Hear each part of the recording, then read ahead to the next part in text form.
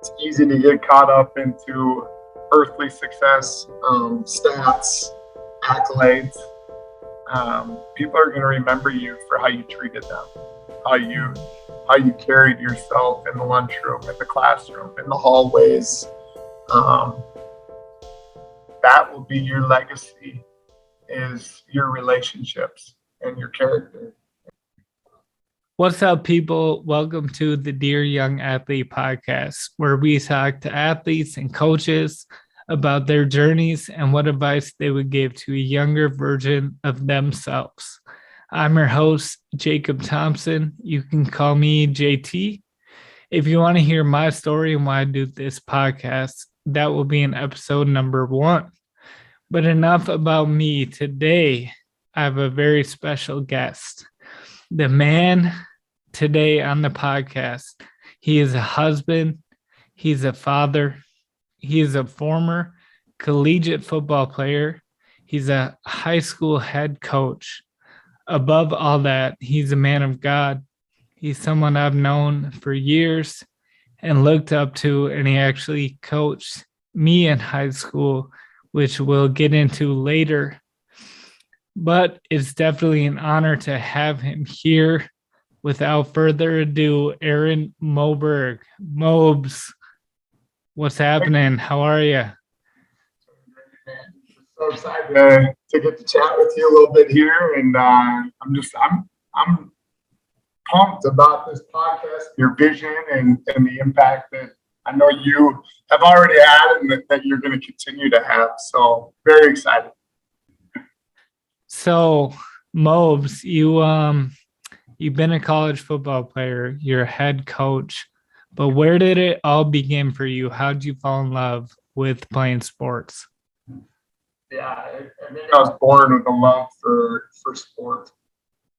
My parents, I don't remember, but when I was little, as a little 1-2-year-old crawling around, I was obsessed with any kind of ball. We had an unfinished basement growing up. That was my paradise. I played about any game you can think of down there, and so I always loved to be active and competing. Didn't matter what the sport we were playing. And then as I was the oldest of 5 kids with four boys, and our sister would tag along too, and we were constantly playing sports. And then we grew up with a family with 5 kids and 4 boys, and so every day was a new sport outside that we were getting after it in some way, competing, and so that's kind of where the love of sport started. I think I was just born with that joy to compete. And I'm guessing you have 2 little boys now. About the oldest is 2, I think. Yep. And he's probably the same way that you were. That must be fun. It's been a lot of fun. Every day coming home after school, both Inquire and Charlie, they love playing, and it just brings so much joy to my heart to see them. They love throwing the ball back and forth. Our little guy Charlie, it's funny you say that. My wife Abby, yesterday, he's coming up on 1 year old, so he's crawling all around, but he has this mini hockey stick. She said he carried it around for almost an hour, just whacking any ball that he could find. And so I think they got it honest from their dad, and so it's pretty cool as a dad to watch them kind of discover and enjoy new things. That's awesome.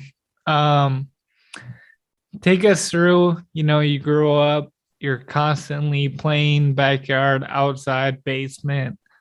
At what point do you start to, what becomes your sports as you're going through middle school and then into high school?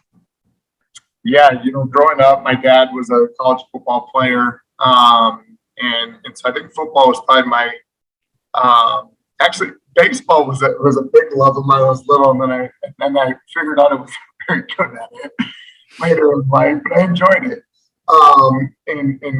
In football, I just was always glued to the game. And whether it's on TV, watching the Bikes or the Gophers, or growing up where my parents' house was, it was a short bike ride to Bethel University. And so as a little kid, probably elementary school, late elementary school, I would ride my bike up, and those guys they were an NFL team to me. I looked up to those guys so much, and so I signed on, volunteered on as their water boy, and I would go to most of the practices. I'd stand, I'd watch, I'd hand out water. I thought it was the coolest thing when the guys would talk to me, or I get to go eat in the dining center with these college football players as a 10-year-old. The coaching staff took me on like I was one of their own, and I go on road trips with the team, and I think that was a huge starting point for me in my passion for the game, and watching how these guys carried themselves. I think had a bigger influence. I don't even know at the time what an impact and an influence those guys who loved Jesus, and they were these big, tough, strong dudes, but they took enough time to kind of raise a little rugrat like me, and I know it had a huge impact on me. So from there, falling in love with the game, playing it all the way up until high school, and I thought Mounds View was like, it was like the Mecca, playing high school football and watching a lot of my buddies, older brothers growing up. I'm like, I can't wait to be a Mustang, and to get to play for the Mustangs, and with all my best buddies. It was the best. It was, that's for those Friday nights, stepping on the field and running on the field, the crowd packed, and the memories we made. I don't know in the moment if you know until it's done how special it is. So that was incredible. And then after Mounds View, going on to play for the school that I was a water boy at Bethel University, and having just some of my best friends for life that I played with there, and just the relationships, and then also we had a lot of success as a team and as a program while I was there. So those are memories I'll take with me the rest of my life. A couple of really cool things. I mean, thinking about you as that kid, as a water boy, and just how the team took you in, and they probably didn't think it was a big deal, or that they were having some impact, but it just obviously it impacted you. You went on to play there, you went on to become a coach. And so I always think about the impact that you can have just by showing up and having the right attitude, the right character. You never know how you may be impacting somebody else. And man, so cool that now, you get to be a coach. And sidebar, I was going to get into this later, but it seems appropriate now. I remember you coaching me my senior year, and you brought a joy every day. You had this joy, this attitude, and like a love for what you were doing. And I remember as an 18-year-old kid, I asked you, what's up with that? Why do you have, what is it about you? And you told me, basically about your faith and about prayer and about having joy in Christ. And I was an 18-year-old kid. You probably don't remember that, but I remember it. And that is a testimony to what you're talking about. So backing up a little bit, what does being in high school, playing football, and thinking about college look for you? How do you land at Bethel, and did you have other options or other opportunities? Yeah, no, thank you for those words, JT. I think in high school, I think I was committed to Bethel like as a sixth grader, so there wasn't really much of a recruiting process for me. I heard from some other schools, but I knew that's where I wanted to be. So I didn't even take a visit anywhere else. I just knew I knew many of the coaches, and I knew some of the guys already there that were playing for the team as I got older, and so it was already set in stone when I was. That's where my parents went, and many of my family members, and so. Recruiting was not, I look at some of my guys, and it's a big decision where you're going to go to school, and it's not one to take lightly. And it's, something that you need to pray over and really have some patience in the process. But for me, I never had to waver. I knew that was where I was meant to be. You signed to Bethel when you took your first water boy job. It was maybe you could unpack that a little bit for us. When guys are thinking about college, thinking about sports, but also college, what should they be thinking about? Yeah, I think the biggest thing that we try to tell our guys is it's got to be a good fit. If football was taken away, is that a place you want to be? Because as we know, like anything in life, it can be fragile, and an injury freshman year, depending on what kind of injury it is, or maybe you just lose a love or the passion that you thought you had, or the commitment just isn't there anymore. Is that still a school that you want to grow and thrive and develop in? And so I think that's the biggest thing when you look at a school or picking between schools is the right fit. If that sport for us being football wasn't a part of the decision. That's a good word too, because even currently, I think in our culture and sports culture, people are so much driving, you want to do all these tournaments and showcases and get to the best college and get recruited. And 1% of these kids are going pro. Yeah. Just if we're honest. So right.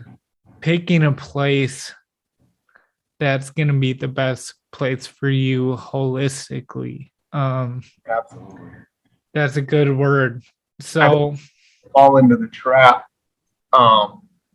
especially in today's day and age with social media and a desire to be pursued, which we all want to be pursued and feel valued. But it's easy to fall into the trap of chasing things that aren't going to fill your heart, and finding your identity in things that are fleeting. And so it's an important reminder for our kids that high you get off of maybe signing on with a school, it doesn't last and it doesn't fill you up. So it's hard to understand in the moment, but you kind of just got to trust that. And some kids do. And like all of us, we also fall into that trap too of finding our identity outside of things that matter. Man, it's a good word. So tell us just a little bit playing in college, relive the glory days for us a little bit. Are you playing, when do you crack the lineup? You said you played on some good teams. Yeah. Was there a conference championship in there? What happened?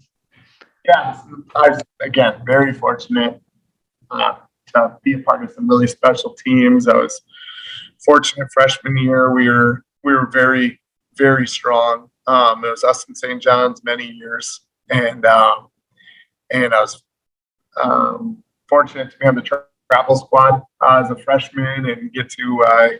For those that know, in college, in high school, everybody goes, but in college, it's like your top 50 or so guys that get to travel, and so to get to travel with the team and mix in, here and there, didn't have a significant role at all. Just kind of in case, a few guys got injured, I was ready to get in there. And I remember our freshman year, last game of the year was at St. John's, and it's a game I'll never forget, especially a game that I never played in. But we were both undefeated. Winner was going to win the MIAC title, and St. John's coach was going for the all-time most wins in NCAA history for any level. And so the hype of the game was just crazy. And I remember getting off the bus, 1:00 game. We got up to St. John's by 10:30, and our stands were already full. And it was probably about 25, 30 degrees out. And so this, if you've never been to St. John's, I think it's one of the coolest settings for college football. It's a natural bowl, and to see these stands as we're getting off the bus, just jacked and not a seat to be found 3 hours before the game. It was just unbelievable. And it lived up. It was an incredible game. The Johnnies unfortunately won with a late drive late in the game. But that was an incredible memory. Then as my career went on, got to play more and more and start at nose guard my last 2 years. And had a little adversity in there, broke my ankle my sophomore year. I got a red shirt, but in the long run, it was a blessing because I got to be a part of a really special team my fifth year. Fourth and fifth year, we had never won at St. John's. My senior year, first senior year, packed house again, similar deal where last game of the year, winner wins the MIAC title, and great game. Especially for us, we really dominated the game, and our crowd stormed the field, and we won the MIAC, beating them for the first time at St. John's. And then my fifth year, same thing. We're going into the season. We're top 10 ranked in the country. We had a lot of guys back from a really strong team, and we go down to Buena Vista, who was not ranked and didn't have a strong year. We were highly favored in the game, first game of the year, and we lost by like 10 points. And I remember some of us fifth-year seniors kind of being like, what the heck? All of our other buddies, they went out as MIAC champions and kind of rode off in the sunset. And so we had to come back the next week and go, all right, how are we going to respond to this adversity? Because in D3 football, you really can't lose more than once to make the playoffs. And we just went on a special run from that point on. I think we ripped off 12 wins in a row, including we hosted St. John's for the last game of the year. And same deal. Winner wins the MIAC title. Winner's guaranteed a postseason berth. And one of my close buddies, he was the MIAC MVP, Ben Wetzel, just took the offense down on a special drive. And we scored the game-winning touchdown with about 20 seconds left. I've never seen so many people at Bethel for a football game. It was like 10 deep in the crowd. And from that point on, we won the first region final in a game that they had to plow the field down in Iowa multiple times. It's the coldest I've ever been. I actually took a warm shower with my pads on to thaw out. And I was a starter. I was actually playing. It was just incredible. And went on to make make it to the Final Four. So we were a game away from the national title, and it was the farthest Bethel's ever been in school history. So just filled with special memories, special group of guys during my time there. Man, that's so cool. And you never forget some of those moments of an underdog victory or, a big game. I'll rattle off memories from when I was 10 years old, and my wife is like, how do you remember that? But there's nothing better in high school or college after those bus rides after a big win with your buddies and everybody's just on a high, just are special. And you never forget just the little things. I remember when we beat St. John's at their place and the crowd rushes the field, and I'm in tears, just emotional. I'm an emotional person, and two of the first people I see are my mom and my sister, and they come running up to me and give me the biggest hugs, and those are just stuck in your mind and in your heart forever. And you just cherish those times. And so how then you finished college, what began your journey in coaching and why? Yeah, I knew I wanted to coach, and really from freshman year, high school, kind of looking at what I wanted to do. My uncle was a PE teacher and a coach.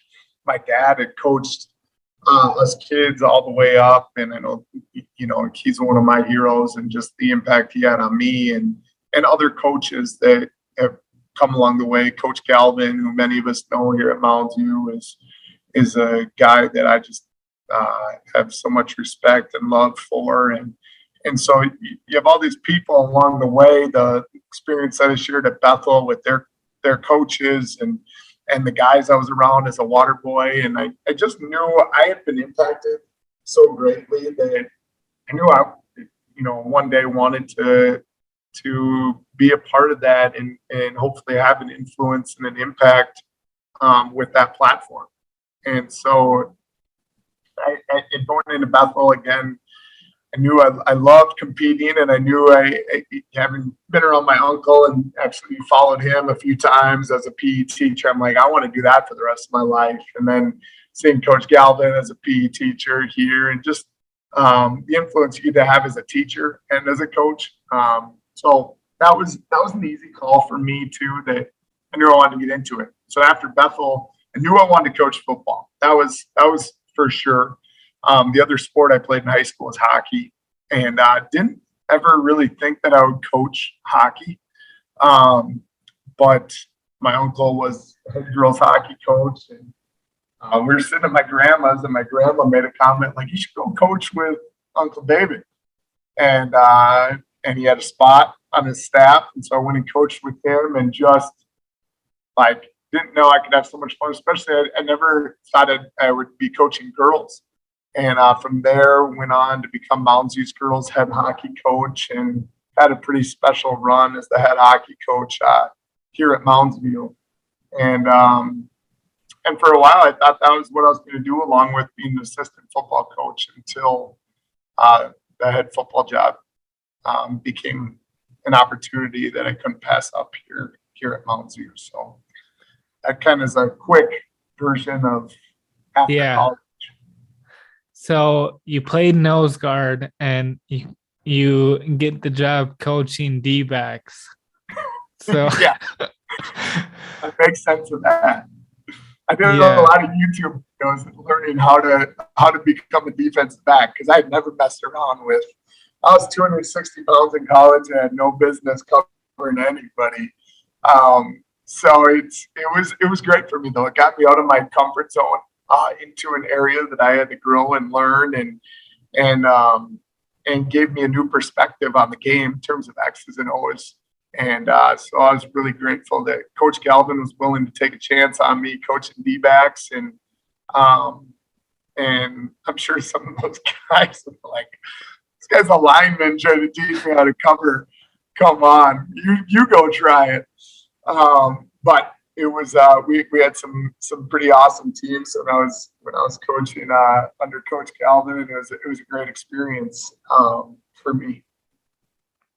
A cool thing in all that, and what I try and pass on to young people, your first coaching jobs came from the high school that you grew up at, the people that knew you, and it was the same for me in my life. And what I try and communicate to young people is like, the way you show up and the person that you are is important for your whole life. The attitude you have, because you never know when you're a football coach now, someday is going to hire you.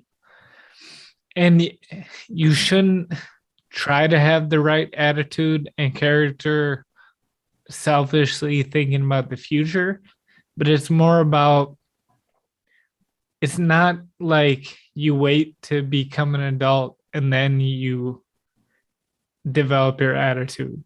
It's right now. It's every day, every season of life. You never know who is gonna open a door for you someday or not because of how you are.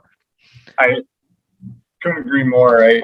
We had a event for our boys' moms this last weekend. It was a mom's appreciation breakfast for our football moms, and we give breakfast and I speak about our program. And one of the things I talk about is, our program is, we're developing men to be great dads and husbands and men of the community. You can't flip that switch. It's very challenging to flip that switch, and decide, I'm going to be a man of character when I'm 24, 25, and I'm going to have fun now and just do my thing. And it doesn't work well going that route, and so if you are making decisions and doing hard things and being disciplined and choosing to be men of character now, and your wife is going to thank you and be so grateful that you were thinking about her when you were 16, 17, 18. Your kids are going to be grateful, because not that we don't make mistakes, because we all make mistakes, but how we grow and learn from those, and the life we're choosing to pursue, and not just going with the wind and being a follower, but being uncommon in our decisions, because we know that being men of character and men of integrity and loving and serving people well is not just going to impact you now, but you play the movie out, it's going to impact you down the road one day when you got to serve your family and love them and give them all of you. And so I just love that you bring that up, because every day is an opportunity to grow and develop into the man or woman you want to become. That's so good. And I think it's a perfect transition to talking about your faith journey. What have been some instrumental pieces of your spiritual journey, if you can take us through that a little bit? Yeah, absolutely. My faith in Jesus is the center of my life. It's my purpose. It's my peace. It's my hope. Because this life is fleeting, and every day is a gift. But eternity is forever. And so I did nothing to grow up in the family that I grew up in. I'm incredibly grateful. My mom and dad are both believers, and they raised us in a Christ-centered home, but also wanted us to develop our own faith. and in their own journey in that, and just so many things. And looking at in my life when it comes to my relationship with Jesus, between my parents as two people who love Jesus and pursuing Him to live their lives for Him, and other relatives and coaches. I did nothing to deserve the group of friends that I had, both in high school and in college. Just a bunch of sinners who loved Jesus and wanted to really live all out for the Lord in everything that we do, and so when I look at my journey, it's been a lot of different people that have influenced me in my faith, and who have sharpened me and held me accountable. And it really is. It's my source of joy and wisdom. And when you always bring it back to like that is my foundation. And everything comes from that. As now a husband and just the most incredible wife in the world, who Jesus is her number one. That's my greatest blessing on this side of heaven is Abby, and just what an amazing woman she is. And we strive to keep our eyes on the cross, and also do it shoulder to shoulder, and loving one another. And and now as a dad, it's had a huge influence also on my faith. I think just the way Jesus designed us, and the Lord designed us to be in relationships and to raise our own children, and coming out of Easter here. And there's a song about how God has to turn his face away when Jesus is on the cross, and that's his boy. And how much, as a dad, JT, how much we love our kids and hate seeing them in pain and hurting, and just the sacrifice that Jesus went through, so we could, and the way he lived, not just through the sacrifice, but loving others and standing for what's right, and justice, and loving the outcasts and the downtrodden, and just people who need an arm around them. That's what we're called to do, and that's what we're called to live in that way, to love. I think sometimes we can get it a little confused and think we got to live and follow all these rules, and really, Jesus calls us to put our faith in him and to love others. And I mean, you said it so well. It's not all about trying to be perfect or trying to follow some rules, or it's not a like a fun sucking thing. It's understanding God's love for you, and what it means to follow Christ, and having the most joy.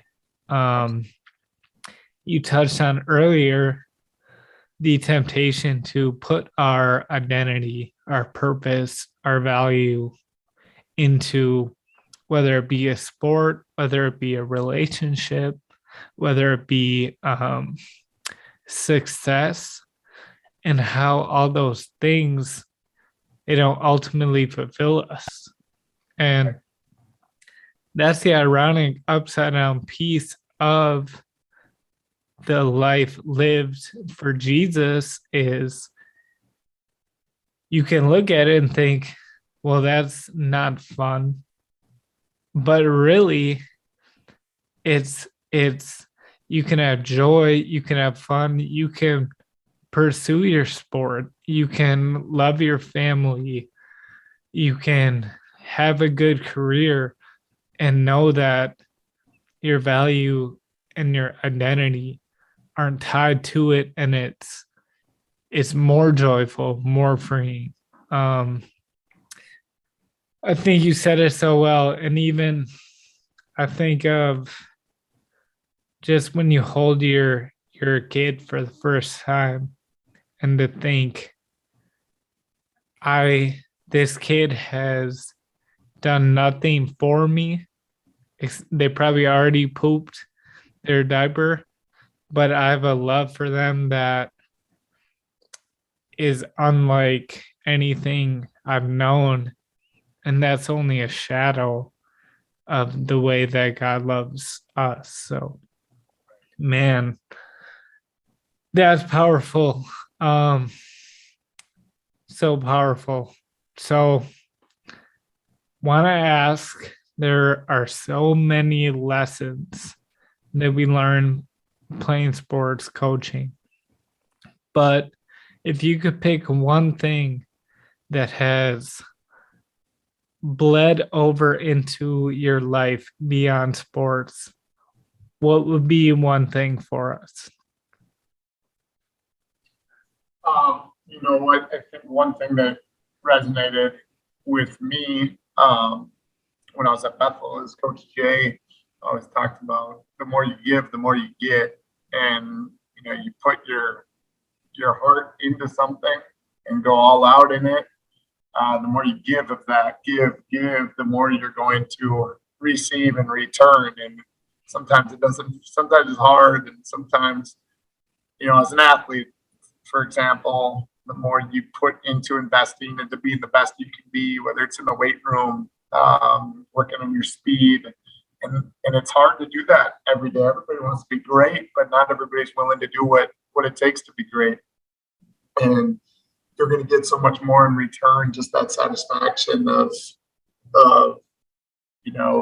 knowing, man, I laid it all on the line to be the best I can be. And that's how we define success. It's just that peace of mind. So as an athlete, the more you give. Also in relationships, the more I give, the more now as a husband, the more I can serve and love my wife, the more I get in return of fulfillment of our relationship and the joy that serving can bring in a relationship, especially with your wife or in relationships. The more I can give to my buddies in terms of encouraging them and loving them and giving them a good word, just it's reciprocated. And so I think that's one thing as an athlete that I learned that I can apply to life is the more I put into something, the more I'm going to get out of it. And you can apply that really anywhere. That's good. And if I even can piggyback, when you take that approach to anything, whether it be in sports or life, you begin to realize the result may be great, but it's not even at that point so much about the result, but about who and what you become getting there. When you say, I'm going to hit the weight room all summer so I can power clean 250 pounds, you might achieve that, and that's awesome, but you realize, man, the work ethic that I developed, the character even that I developed doing that is even better than power cleaning 250. So good. So good. You're on the Dear Young Athlete podcast. So we have to ask you to complete the statement.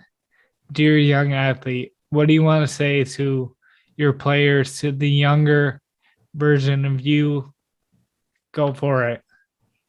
Yeah, I would say, dear young athlete, life is all about relationships. For us, we share that common foundation in Christ. But the Lord designed us for relationships and to love people. And it's easy to get caught up into earthly success, stats, accolades. People are going to remember you for how you treated them, how you carried yourself in the lunchroom, in the classroom, in the hallways. That will be your legacy, is your relationships and your character. And as much as we all love sports, and we love to win and have success, we talked a little bit about that at Bethel. My favorite memories are the times with the guys in the locker room, on the bus, in the dorm rooms, playing video games. Just it's how we're designed, is to be in relationships. So that would be the biggest wisdom that I would give any athletes. While it's great to pursue being the best you can be in your sport, it's more important how you're going about treating your teammates and your coaches and just the people who are crossing your path in life. Amen. Well, I'll just say, seeing you coach and be in the community and knowing who you are and now seeing you with your two boys, you're somebody that I look up to and definitely an inspiration for me. So to have you here on the podcast is a real honor. And, I know anyone who will take the time to listen to this, it will be impactful and powerful. So any final words from you? Oh man, I love you, man. I really appreciate you and just who you are, and you are living out how Jesus calls us to live, by shining your light daily, and having an impact on everyone, and using your gifts. You got incredible gifts, man, and you're choosing to use them. And so I'm just grateful to call you a friend, and I'm excited to see where this podcast is going to go, because I know anybody who gets a chance to listen to you is going to be impacted. So it's been a joy. Well, thank you. And that's Dear Young Athlete. We'll see you in the next episode. Hey, thank you so much for listening to the Dear Young Athlete podcast. Make sure you check out our website linked in the description and find out how you could bring Dear Young Athlete to your team or your group. Check out our merchandise and use code all caps DYA20 and take 20% off your first order. Also, consider partnering with us on Patreon. You'll get regular discounts, you'll get exclusive content, and you'll be supporting a great movement. Wherever you're listening, make sure you follow and leave us a review. It really helps the algorithm and helps this podcast reach more people. Thank you so much, and we'll see you in the next episode. Peace.